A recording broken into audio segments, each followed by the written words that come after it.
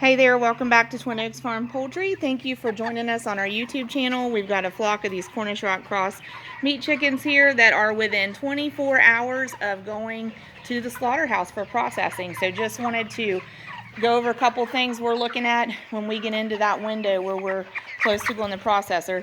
And we've always got some birds that kind of have a sense of humor. Check this one out.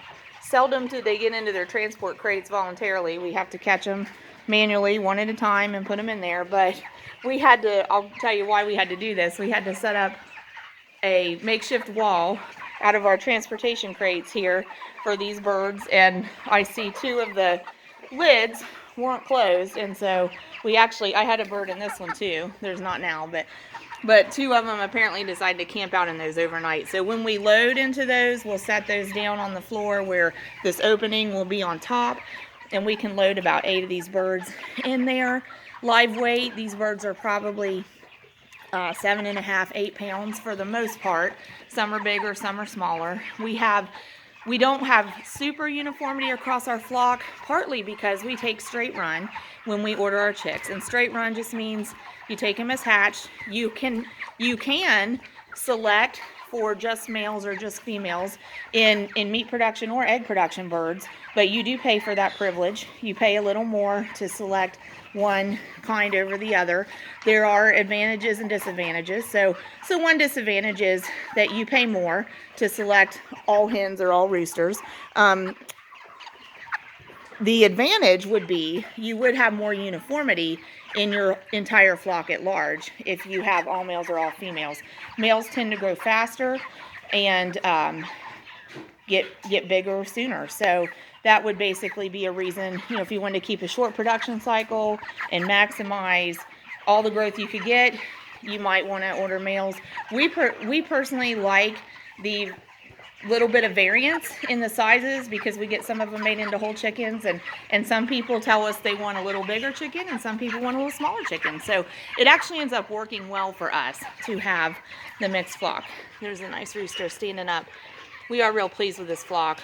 We are at about, I think we're at about 14% flock loss. That includes deaths prior to processing and culls that we have taken out of the flock. We did have some that just, as they grow, you get some structural leg problems in some of these birds. We try to avoid it, but we have some. So some of those have been culled out, and we won't be necessarily taking them to the processor. But telling you why this makeshift short wall is here is because part of what we have to do when we get closer to slaughterhouse to processing time is change the feed regimen, and especially at about 24 hours until we take them to the processor, then we have to initiate a feed withdrawal. So we basically drop our protein and slightly drop the quantity of consumption over the last 4 or 5 days. And then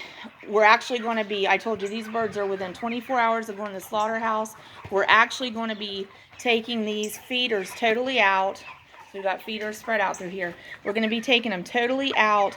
The earliest would be like 1:30 this afternoon. We may wait a little longer. Processors ask us to remove feed and initiate feed withdrawal 12 to 18 hours prior to our bird's processing appointment. So we're going to load them up at 3 a.m. in the morning, have them at the processor by 6:30. They probably won't go into the processing line until about 7:30. You can see they want to get at that feed because they know the scarcity is setting in.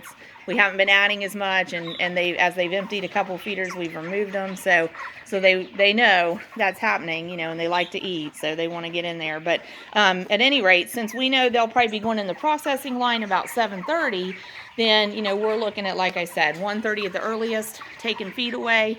Maybe a little later, but that's only one component of it. You need to leave the water in the pen, and you need to make sure they're drinking, and you need to make sure they're moving around. So them moving around and them drinking water and not adding feed into their digestive system will help clean all the feed out of that bird, out of the digestive system, and all that contents out, so that when they do go through the slaughterhouse procedure and process, it's just more sanitary, and that works out a lot better. And even if you're processing them at home for yourself, you need to withdraw feed 12 to 18 hours before you process them. So the story with the makeshift short wall is that this feed, we've got these guys down to cracked corn.